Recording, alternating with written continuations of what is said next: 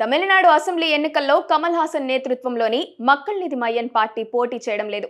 DMK కూటమికి మద్దతిస్తుంది. అయితే ఆయన పార్టీ తరపున పోటీ చేసేందుకు దరఖాస్తులు స్వీకరించారు. పార్టీ నేతల ఒక్కొక్కరు 50,000 చొప్పున నామినేషన్ ఫీజు కూడా వసూలు చేశారు. ఇప్పుడు వారంతా తాము చెల్లించిన అభ్యర్థులు ఇప్పుడు తమ డబ్బును తిరిగి ఇవ్వాలని డిమాండ్ చేస్తున్నారు. డిఎంకే నేతృత్వంలోని కూటమిలో భాగమైన ఎంఎన్ఎం ఈసారి ఎన్నికల్లో పోటీ చేయకూడదని నిర్ణయించుకుంది.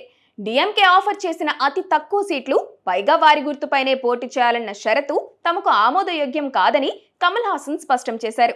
రాజ్యసభ ఎంపీగా ఉన్న కమల్ తన పార్టీ అస్తిత్వాన్ని కాపాడుకోవడమే ముఖ్యమని భావించి అభ్యర్థులను నిలబెట్టకుండా కేవలం కూటమికి మద్దతిస్తానని ప్రకటించారు.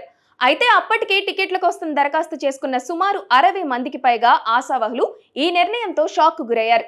తాము ఆశతో చెల్లించిన 50,000 అప్లికేషన్ ఫీజును తిరిగి ఇవ్వాలని అభ్యర్థులు డిమాండ్ చేస్తుంటే పార్టీ నాయకత్వం మాత్రం ససేమిరా అంటుంది. ఆ నిధులను పార్టీకి ఇచ్చిన విరాళాలుగా పరిగణిస్తామని, వాటిని ప్రస్తుతానికి వెనక్కిచ్చే ప్రసక్తి లేదని స్పష్టం చేసింది. దీంతో అభ్యర్థులు, కార్యకర్తలు తీవ్ర ఆగ్రహం వ్యక్తం చేస్తున్నారు. ఎన్నికల్లో పోటీ చేయనప్పుడు అభ్యర్థుల నుంచి ఫీజులు వసూలు చేయడం వెనుక ఆంతర్యం ఏంటని వారు ప్రశ్నిస్తున్నారు. పార్టీ నేతల ఆవేదనను పట్టించుకోకుండా కమల్ చేస్తున్న ఈ త్యాగం సొంత పార్టీలోనే చిచ్చు పెట్టింది. గతేడాది డిఎంకే మద్దతుతోనే రాజ్యసభకు వెళ్లిన కమల్ ఇప్పుడు అసెంబ్లీ ఎన్నికల్లో తన అభ్యర్థులను పణంగా పెట్టారనే విమర్శలు నెట్టింట వైరల్ అవుతున్నాయి.